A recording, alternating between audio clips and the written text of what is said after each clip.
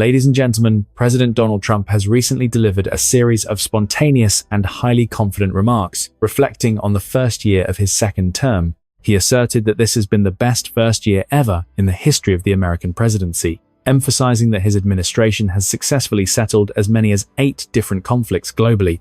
Most notably, the president claimed that the United States is winning so big in its war with Iran, a scale of victory that he believes is unprecedented in modern military history. President Trump stated that Tehran is desperate for a peace deal, but finds itself in a state of absolute fear of their own citizens' resentment, and fear of the destructive power of the American military. He even offered mocking commentary, suggesting that the pressure in Tehran is so immense that no leader in the world would want to hold the top position in Iran in the current climate of 2026. However, reports from Iranian state television are painting a reality that stands in sharp contrast to the narrative coming out of the White House. Tehran has officially announced its rejection of the 15-point peace plan proposed by the United States through intermediary channels. The Iranian side labeled these demands as excessive and one-sided impositions, while vowing to continue the fight until their strategic objectives are met. While Washington is actively pushing a proposal for a 1-month ceasefire to create space for in-depth discussions, Iran has accused the United States of negotiating with itself. Tehran has issued a firm counter-proposal, demanding that the American military completely and immediately halt all acts of war before any dialogue can even begin.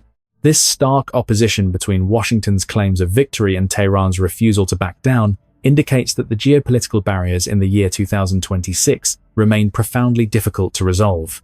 A highly unexpected development occurred when President Trump publicly revealed deep-seated disagreements within his own war cabinet, specifically regarding the relationship between himself and Secretary of Defense Pete Hegseth.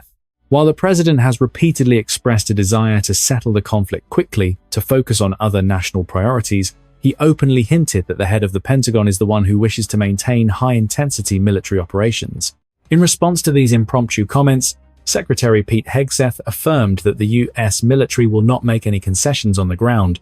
He emphasized that the United States will keep its hand on the throttle and maintain maximum pressure for as long and as hard as necessary, until all national strategic and security interests are absolutely secured on the battlefield. The fact that the president publicly pointed out a difference in opinion with his top military official has sparked a fiery debate over whether this is a sophisticated good cop, bad cop tactic, or a genuine rift within the highest levels of leadership at the Pentagon. From the perspective of political analysts, Secretary Pete Hegseth currently serves as the most hawkish and resolute figure in the Trump administration. Hegseth's firmness likely stems from a realistic military assessment that core objectives such as the total neutralization of Iran's nuclear network and its missile production capabilities have not yet been fully and definitively achieved. Although Trump holds the role of commander-in-chief and is the final decision-maker, his public criticism of the Defense Secretary's inclination to keep fighting has created significant complexity in the management of foreign policy. In a context where Trump's team in this term has been regarded as relatively stable and united, this divergence in views regarding the war in Iran is becoming a focal point of international attention as observers wonder who is truly steering this costly military campaign. Despite the optimistic declarations that the war is coming to an end, the tactical reality on the ground in the Persian Gulf suggests that the mission of American expeditionary forces is still far from the words accomplished. Iran has demonstrated that it maintains formidable combat capabilities by repeatedly launching a significant number of cruise missiles and unmanned aerial vehicles at American bases and critical economic targets in the region.